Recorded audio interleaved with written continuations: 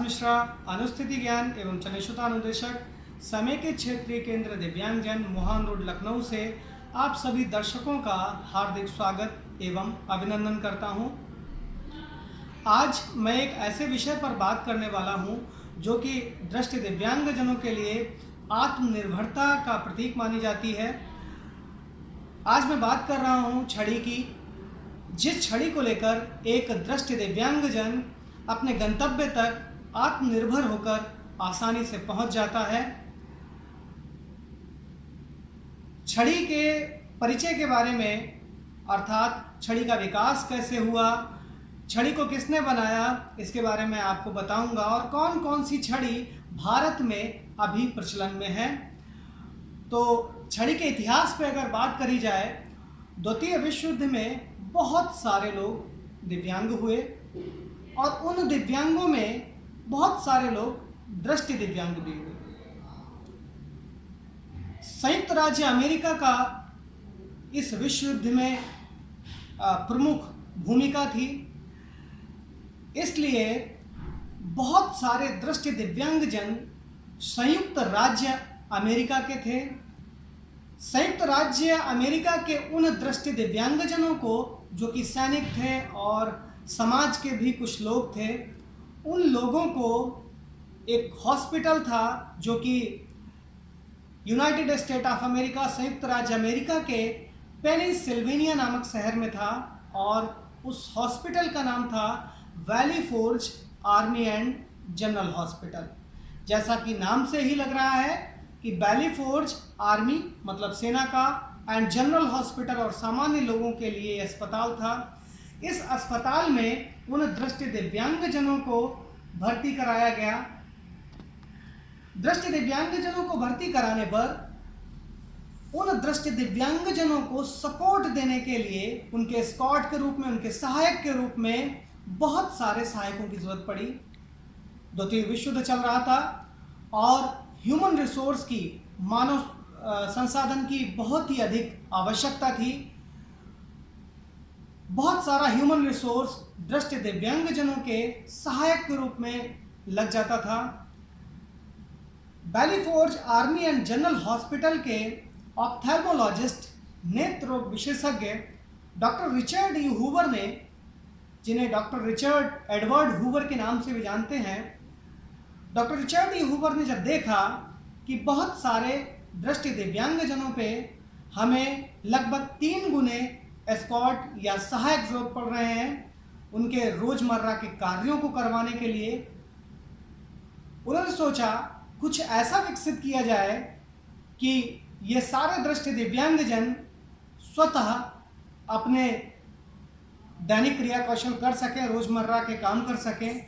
एक मीटिंग बुलाई गई और बहुत सारे दृष्टि दिव्यांगजनों को उस मीटिंग में बुलाया गया। दृष्टि दिव्यांगजनों के विशेषज्ञ भी उस मीटिंग में बुलाए गए और वहाँ पे चर्चा हुई कि कोई ऐसी चीज़ डेवलप करी जाए, एक ऐसी चीज़ का विकास किया जाए जिसे लेकर दृष्टि दिव्यांगजन आत्मनिर्भर होकर एक जगह से दूसरी जगह अपनी चलनशुता अर्थात मोबिलिटी कर सकें। काफ़ी निष्कर्ष के बाद ये निचोड़ निकाला गया कि उन परिस्थितियों में बहुत सारे लोग किसी न किसी डंडे के माध्यम से एक जगह से दूसरी जगह चलनशुता कर रहे थे। निष्कर्ष निकालने में यह निष्कर्ष निकला कि कोई ऐसा माध्यम होना चाहिए जिसे लेकर दृष्टि दिव्यांगजन एक जगह से दूसरी जगह जा सके, लेकिन वो माध्यम कैसा हो, किस तरीके का हो और किस तरीके से दृष्टि दिव्यांगजनों के लिए वो यूजफुल हो, ये महत्वपूर्ण था। बात हुई कि दृष्टि दिव्यांगजनों की, सभी दृष्टि दिव्यांगजनों की पहुंच में होने के लिए वो कोई भी उपकरण जो बनाया जाए वो सस्ता हो, वो टिकाऊ हो, वो दृष्टि दिव्यांगजनों की पहुंच में हो, दृष्टि दिव्यांगजन उससे क्लियर इंफॉर्मेशन ले सकें। अगर वो उसकी मरम्मत की जरूरत पड़े तो दृष्टि दिव्यांगजन उसकी आराम से मरम्मत करा सकें, आसानी से मरम्मत करा सकें और उनकी पहुंच में हो।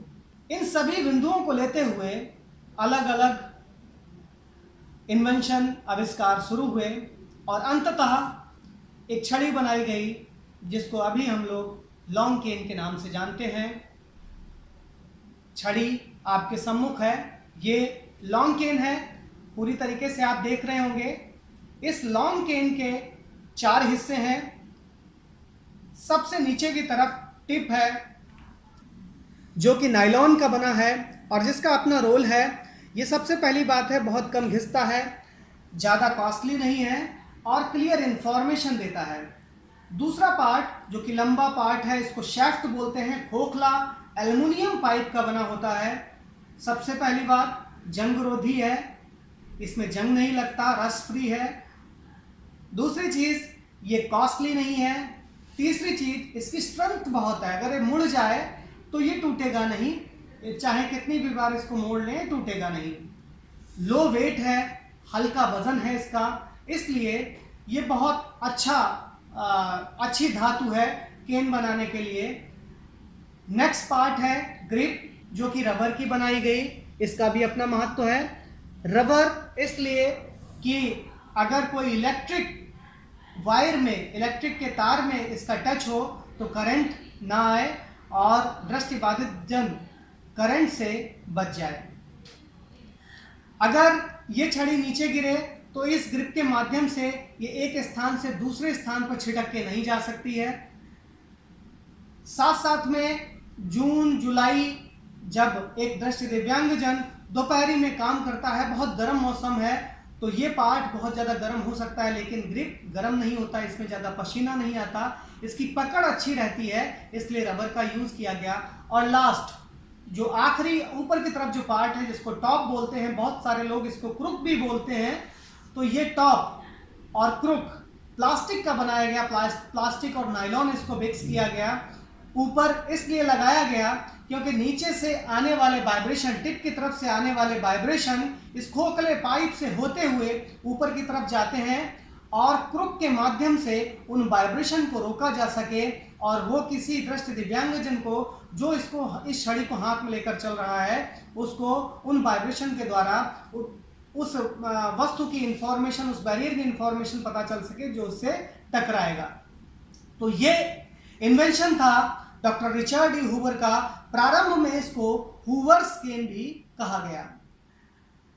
इसके बाद जो दूसरी केन आती है वो है फोल्डिंग केन, जो कि अलग अलग फोल्ड में बटी होती है। किसी में 4 फोल्ड होते हैं, किसी में 5 फोल्ड होते हैं।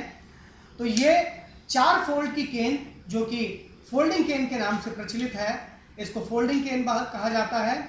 और अभी एक नई रिसर्च जो कि दिल्ली आईआईटी, फिनिक्स इंडिया और सक्षम दक्ष के द्वारा एक नया इन्वेंशन जिसे हम लोग स्मार्ट केन के नाम से जानते हैं, स्मार्ट केन है।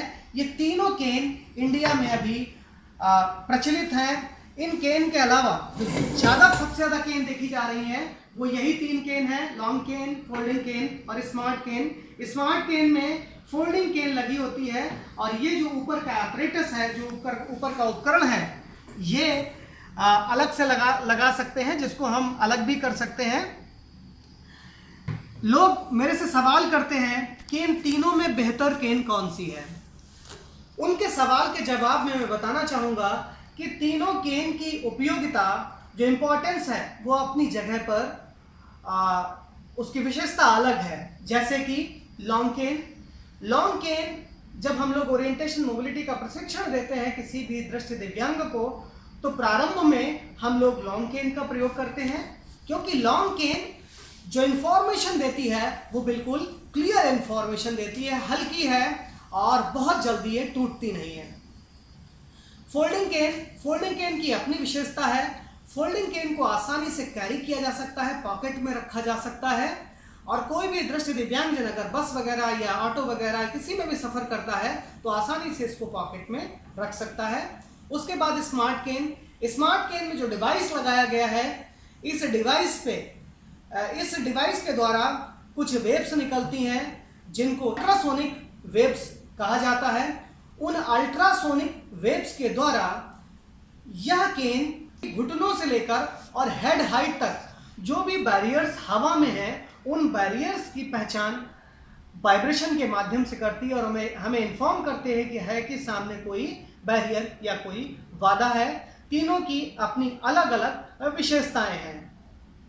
लेकिन अगर मुझसे पूछा जाए कि सबसे बेहतर आप केन किसको मानते हैं, तो सबसे बेहतर केन मैं लॉन्ग केन को ही मानता हूं, क्योंकि लॉन्ग केन के द्वारा जो इंफॉर्मेशन मिलती है वो बिल्कुल सटीक होती है, जबकि फोल्डिंग केन के द्वारा जो इंफॉर्मेशन मिल रही है वो इन फोल्ड से कहीं ना कहीं थोड़े थोड़े वाइब्रेशन निकलते रहते हैं और जो ऊपर तक इंफॉर्मेशन मिलती है वो क्लियर नहीं मिलती है। तो स्टार्टिंग में हम लोग यही सजेस्ट करते हैं कि कोई भी दृष्टि दिव्यांगजन अगर केन छड़ी को चलाना सीख रहा है तो वो लॉन्ग केन का यूज करे।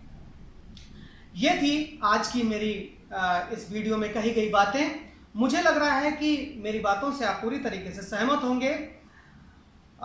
अगर आपको कोई समस्या आती है तो मुझे जो हमारा ऑफिस का मोबाइल नंबर है 7839456178 पर कॉल कर सकते हैं।